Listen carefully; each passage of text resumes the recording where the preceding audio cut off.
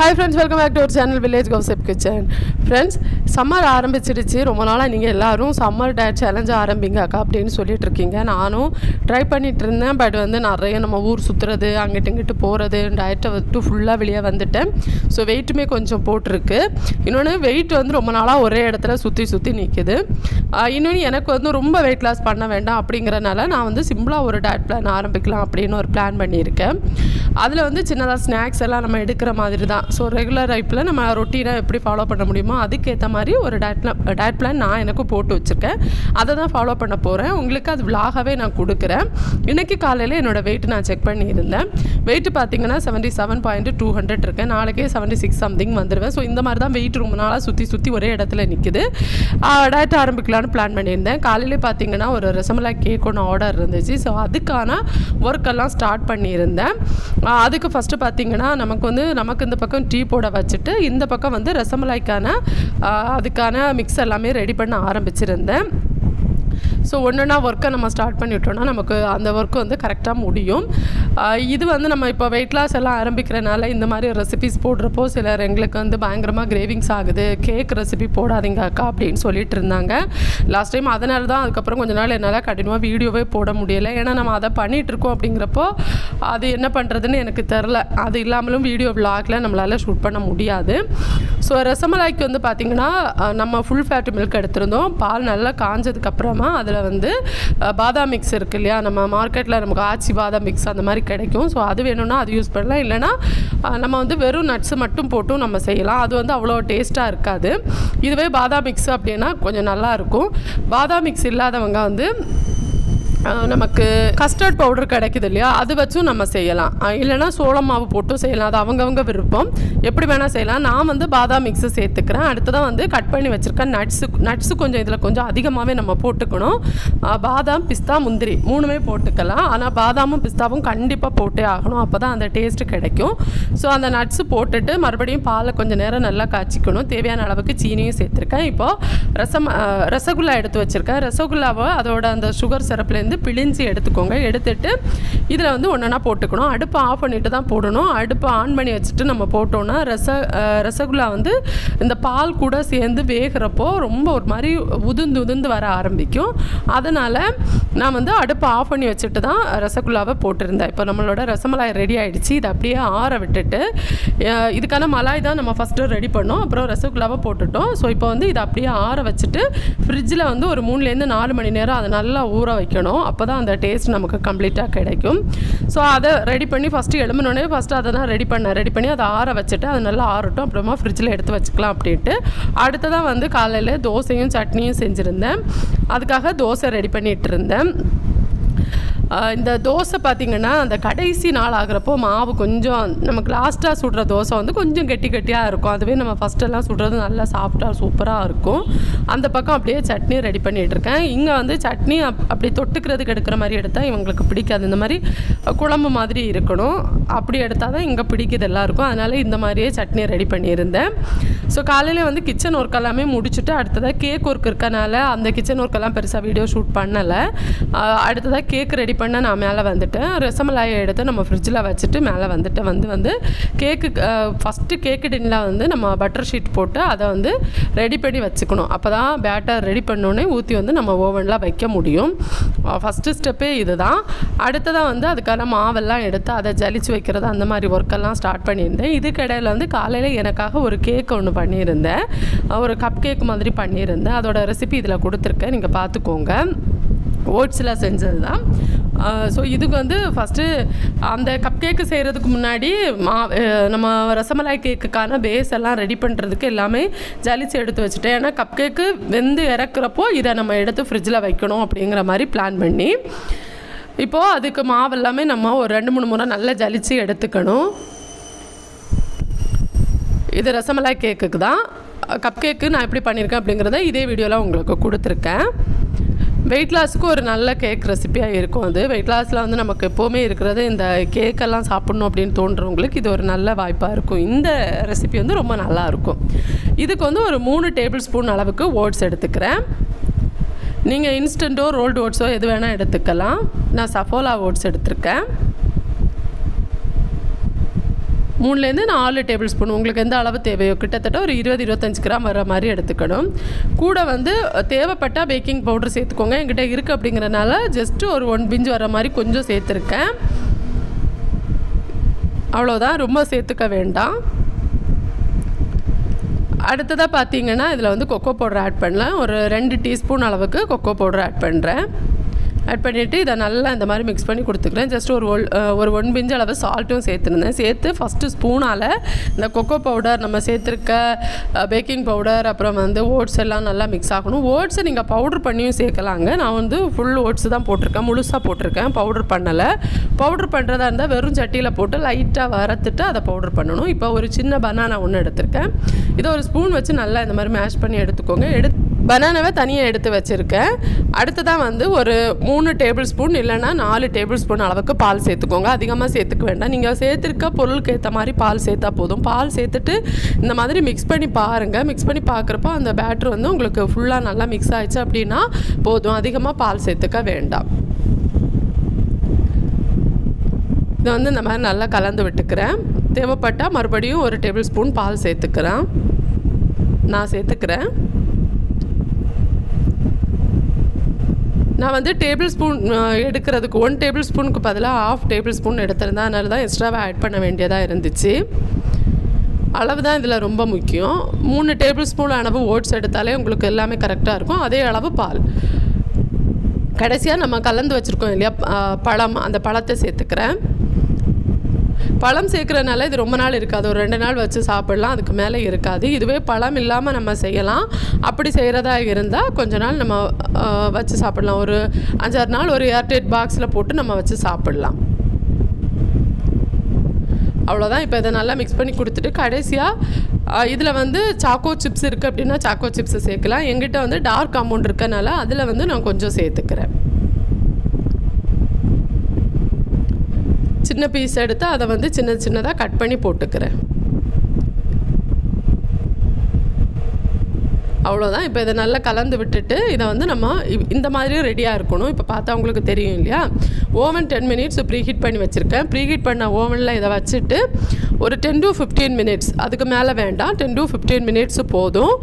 180 degree செல்சியஸில் இதை வந்து 10 to 15 மினிட்ஸ் வேக வச்சு எடுத்துருக்கேன். அது வேகட்டும். அந்த கேப்பில் வந்து இங்கே ரசமலாய் கேக்குக்கான ஸ்பாஞ்சு ரெடி பண்ண ஆரம்பிச்சிட்டேன். இது வந்து 1/2 kg அப்படிங்கிறதுனால 2 முட்டை எடுத்திருந்தேன். இது வந்து நான் ஸ்டார்டிங்கில் கேக்கு செய்ய ஆரம்பித்த டைம் பார்த்திங்கன்னா என்கிட்ட பீட்டர்லாம் கிடையாது. நான் நார்மலாக ஒரு விஸ்க் வச்சு தான் இதெல்லாமே பண்ணிகிட்டு இருந்தேன். அப்புறம் தான் நம்ம பீட்டர் வாங்கி நம்ம சேல்ஸ் பண்ணணும் அப்படிங்கிற அளவுக்கு ஒவ்வொரு சாதனம், ஒவ்வொரு பொருளும் நான் செய்ய ஆரம்பிச்சிருந்தேன். இப்போ பாருங்கள், கேக் வந்து நான் ஒரு 10 மினிட்ஸ்க்கு அப்புறமா ஒரு சின்ன ஒரு டியூப் ஸ்டிக் வச்சு நான் குத்தி பார்த்தேன். வேகலை, லைட்டாக வேகணும் போல் இருந்துச்சு. மறுபடியும் ஒரு 5 மினிட்ஸ் வச்சுருந்தேன். ஸோ டோட்டலாக வந்து நான் ஒரு 15 மினிட்ஸ் வச்சுருந்தேன். அவ்வளோதான். இப்போ வந்து அது வேகட்டும். அந்த கேப்பில் வந்து இந்த ஸ்பாஞ்சுக்கு எல்லாமே ரெடி பண்ணிட்டேங்க. பாலெல்லாம் சேர்த்து இதை நல்லா மிக்ஸ் பண்ணிவிட்டு அடுத்ததாக வந்து பேக்கிங் ட்ரையில் ஊற்றி இதை வந்து நம்ம பேக் பண்ண வேண்டியது தான். இதுவுமே 180 டிகிரி செல்சியஸில் ஒரு 25 மினிட்ஸ் வேக வச்சு எடுத்தோம் அப்படின்னா நம்மளோட கேக் ரெடி ஆகிடும். இன்றைக்கி நெத்திலி மீன் தான் வாங்கியிருந்தேன். கேக்கை மேலே வச்சுட்டு அடுத்ததான் வந்து நெத்திலி மீன் வாஷ் பண்ணி அதுக்கான ஒர்க்கெல்லாம் ஸ்டார்ட் பண்ணியிருந்தேன். அதெல்லாம் வீடியோ ஷூட் பண்ணலை. அப்புறமா கேக்கும் ரெடி ஆகிடுச்சு. கேக்கை வந்து ஒரு டியூப் ஸ்டிக் வச்சு இந்த மாதிரி குத்தி பார்த்தா சென்டரில் பார்க்கணும். பார்த்துட்டு அது வெந்துடுச்சு. எடுத்து ஆற வச்சுட்டு இது நல்லா ஆறணும், ரூம் டெம்பரேச்சருக்கு வரணும். அப்போ தான் அடுத்து தான் நம்ம அதில் வந்து எல்லாம் மிக்ஸ் பண்ண முடியும். ஆற வச்சுட்டு அடுத்து தான் வந்து நம்மளோட கேக் ரெடியாக இருந்துச்சு இல்லையா, அது நல்லா ஆறிடுச்சு. அதை சாப்பிட ஆரம்பித்தேன். கொஞ்சம் ஒரு கசப்பு டேஸ்ட் இருக்கும். ஏன்னா நம்ம இதில் வந்து இனிப்புக்கு எதுவுமே சேர்த்துக்கல, பனானா மட்டும்தான் சேர்த்துருக்கோம். லைட்டாக ஒரு கசப்பு இருக்கும். ஆனால் ரொம்ப ஹெல்த்தியானது, டயட்டுக்கு ரொம்ப நல்லதுங்க.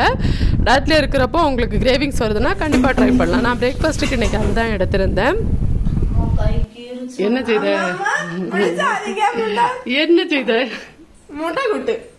முட்டை கூட்டா பெரியவன் வந்து நெத்திலி மட்டும்தான் கூட்டு வச்சிருக்கேன் அப்படின்ட்டு முட்டை வந்து கூட்டு மாதிரி வைக்கலாம் அப்படின்னு எடுத்துகிட்டு போயிருந்தா. ஸோ அவள் ஒர்க் பண்ணிகிட்டு இருந்தா. சும்மா நான் இடையிடையே போய் அதை வந்து வீடியோ பிடிச்சிட்டு இருந்தேன். சின்னதாக சின்ன சின்ன கிச்சன் ஒர்க்கெல்லாம் அவங்க செய்ய ஆரம்பிச்சிட்டாங்க. சொல்லி கொடுத்துருவோம் இந்த மாதிரி பண்ணுங்க அப்படின்னு சொன்னால் அவங்களே செஞ்சிடுறாங்க. சமையல் கற்றுக்கிறது வந்து ஒரு ஆணாக இருக்கட்டும் பொண்ணாக இருக்கட்டும் எல்லாருக்குமே தெரிஞ்சுக்க வேண்டிய ஒரு விஷயம். அதாவது நமக்கு எப்படி உயிர் வாழ்கிறதுக்கு காற்று தண்ணி எல்லாம் தேவையோ அதே மாதிரி தான் சாப்பாடும். அப்போ வந்து அடிப்படை உணவான அந்த சாப்பாடு நம்மளோட அடிப்படை தேவை தான் சாப்பாடு. அந்த அடிப்படை உணவான சாப்பாடை வந்து ஒரு பொண்ணு தான் செய்யணும் அப்படின்னுலாம் கிடையாது. எல்லாருமே கற்றுக்கணும். அதுக்கு ஏஜ் லிமிட்டெல்லாம் கிடையாது. எப்போ கிச்சனில் போய் அவங்களுக்கு வந்து சமைக்க முடியுதோ அந்த டைம்லேருந்து அவங்க அதை செய்யட்டும் அப்படின்னு நம்ம விட்டுறணும். அவங்களுக்கு ஏதாவது ஹெல்ப் கேட்டால் நம்ம சொல்லி கொடுக்கணும். இப்படி பண்ணு, இந்த அளவு சேர்த்துக்கோ அப்படின்னு சொல்லி கொடுக்கலாம் நம்ம. ஸோ அவள் வந்து செய்ய ஆரம்பிச்சிட்டா, ஓகே பண்ணட்டும் அப்படின்ட்டு. இந்த மாதிரி சின்ன சின்ன ஒர்க்கெல்லாம் செய்வாள். முட்டை கூட்டு பண்ணுறது, அடுத்து வந்து நமக்கு தோசை சுடுறது, இந்த மாதிரி சின்ன சின்ன வேலைகள் எல்லாம் செய்ய ஆரம்பிப்பா. டீ போடுறது, பிளாக் டீ, மற்றபடி நார்மல் டீ எல்லாமே போட ஆரம்பிச்சிட்டா. எல்லாமே செய்ய தெரியும் அவளுக்கு ஓரளவு. அதெல்லாம் செஞ்சுடுவாள். மீனெல்லாம் பொரிக்கிறதுக்கெல்லாம் தெரியும். நம்ம பக்கத்தில் நின்று சொன்னால் மட்டும் போதும் சில நேரம். இனி வந்து அவள் 9th போகிறாள். நிறைய பேர் கேட்டிருந்தீங்க கமெண்ட்ஸில் அவள் என்ன படிக்கிறா அப்படின்ட்டு. இனி 9th அவள் இப்போ 8th முடிச்சுட்டு லீவில் இருக்கா. ஸோ இதுக்கு வந்து முட்டை கொஞ்சம் அதிகமாக சேர்க்கணும். ஆனால் 4 முட்டை தான் நாங்கள் சேர்த்துருந்தோம். சேர்த்துட்டு உடனே வந்து போட்டு வதக்க வேண்டாம். கொஞ்சம் நேரம் அப்படியே விட்டுட்டு கொஞ்சம் கேப் விட்டு மெதுவாக வந்து அதை வதக்கிட்டோம் அப்படின்னா நல்லாயிருக்கும். சோறு கூட வச்சு சாப்பிட்லாம், சப்பாத்தி, அப்புறம் வந்து நம்ம ப்ரெட்டெல்லாம் டோஸ்ட் பண்ணுறோம் அப்படின்னா அது கூட வச்சு சாப்பிட்லாம். இட்லி தோசை கூட வேணும்னாலும் வச்சு சாப்பிட்லாம். அது அவங்கவுங்க விருப்பம், எது கூட வேணால் வச்சு சாப்பிட்லாம். இந்த மாதிரி ஸ்க்ராம்பிள்டு எக் மாதிரி வரும். ஆனால் மசாலாலாம் சேர்க்குறனால இது வந்து முட்டை கூட்டுன்னு சொல்கிறது அவ்வளவுதான். இப்போ ரொம்ப நல்லாவே ரெடி ஆகிடுச்சு. ஆனால் என்ன ஆகிடுச்சுன்னா அதில் வந்து இவங்க வெங்காயம் கொஞ்சம் அதிகம் போட்டிருக்காங்க. அதனால அது கொஞ்சம் இனிப்பு மாதிரி இருந்துச்சு. அது ஒன்று தான். அதுக்கு பதிலாக மசாலா கொஞ்சம் எக்ஸ்ட்ராவாக போட்டிருந்தா சரியாக இருக்கும். பட் சோறு கூட வச்சு சாப்பிட்றப்ப நமக்கு அந்த வித்தியாசம் தெரியலை. இன்றைக்கி வந்து நான் சோறும் மீனும் அடுத்ததான் வந்து அந்த முட்டை கூட்டும் ஜீரக தண்ணீரும் வச்சு என்னோடய லஞ்சை நான் ஃபினிஷ் பண்ணியிருந்தேன். அதுக்கு அடுத்ததாக பார்த்திங்கன்னா சாயங்காலம் ஆகிறப்போ நல்லா மழை பெஞ்சிட்டு இருந்துச்சு. ஒரு 2 நாள் நல்லா மழை பெஞ்சுது. அதுக்கப்புறம் மழையே இல்லை. ஆனால் அது நல்லா இருந்துச்சு. கொஞ்சம் இந்த சூடு டைமில் வந்து கொஞ்சம் மழை பெய்கிறப்போ பார்க்குறப்போ நமக்கு கொஞ்சம் நல்லா இருந்துச்சு. அடுத்து வந்து கரண்ட் போயிடுச்சு. வீட்டில் ஃபுல்லாக கரண்டில் கேக்குக்கான ஒர்க்கை ஈவினிங் போல் ஸ்டார்ட் பண்ணியிருந்தேன். அதுக்கான பேஸ் ரெடி பண்ணி ஆற வச்சு வச்சுருந்தேன் இல்லையா. அதில் வந்து க்ரீம் அப்ளை பண்ணுறது, அதுக்கப்புறம் அதுக்கு மேலே வந்து ரசமலாய் பீசஸ், அப்புறம் அந்த மலாய் நம்ம சேர்க்குறது, அந்த மாதிரி சின்ன சின்ன இதெல்லாம் இருக்கும் இல்லையா, அதெல்லாம் சேர்த்து கேக்கை ரெடி பண்ணியிருந்தேன். மழை பெஞ்சிட்டு இருந்தனால கரண்ட் வந்து போய் அந்த மாதிரி தான் இருந்துச்சு. ஸோ அந்த கிடைக்கிற கேப்பில் எல்லாம் நான் கேக்கு செஞ்சுட்டு இருந்தேன். ஸோ அந்த இடம் கொஞ்சம் வெளிச்சமாக இருக்கிறதுனால கரண்ட் இல்லாமலும் கொஞ்சம் பரவாயில்லாமல் தான் இருந்துச்சு. இருட்டுறதுக்குள்ளே செஞ்சு முடிக்கணும் அப்படின்ட்டு ஒர்க்கை ஸ்டார்ட் பண்ணியிருந்தேன்.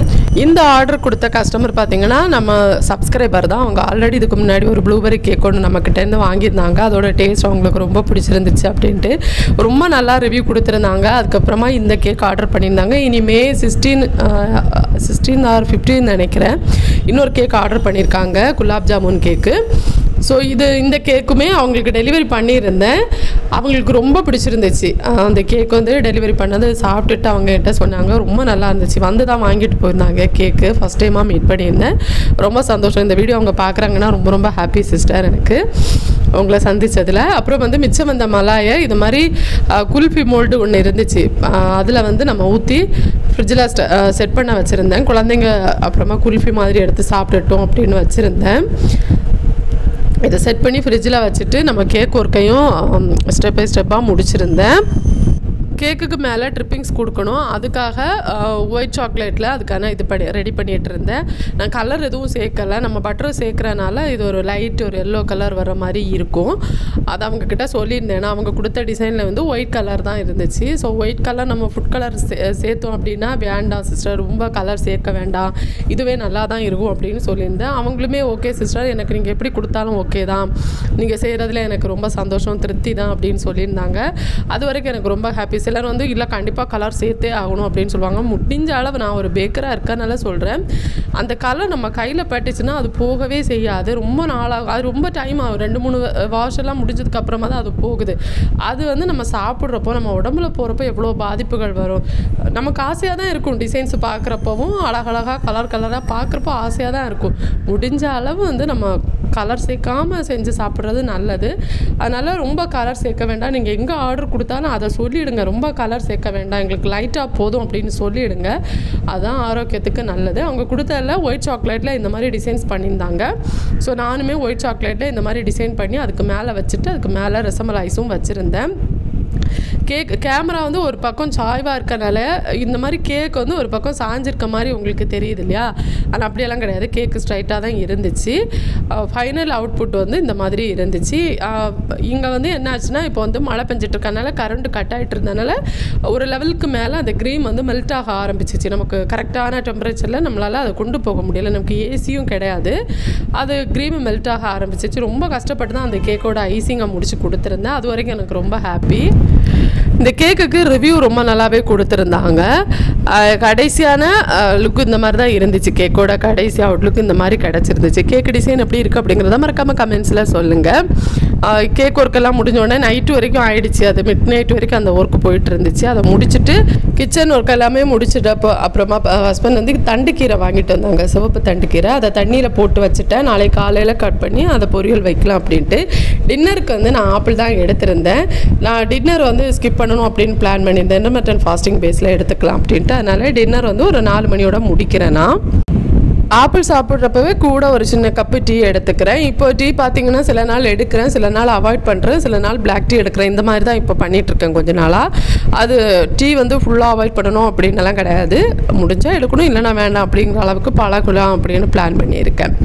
ஸோ இந்த மாதிரி தான் போச்சு. எக்ஸசைஸ் பண்ணுறதுக்கெல்லாம் டைம் இல்லை, ஃபுல்லாக ஒர்க் இருந்துச்சு எனக்கு. காலையிலேருந்து நைட் வரைக்கும் ஒர்க் இருந்துச்சு.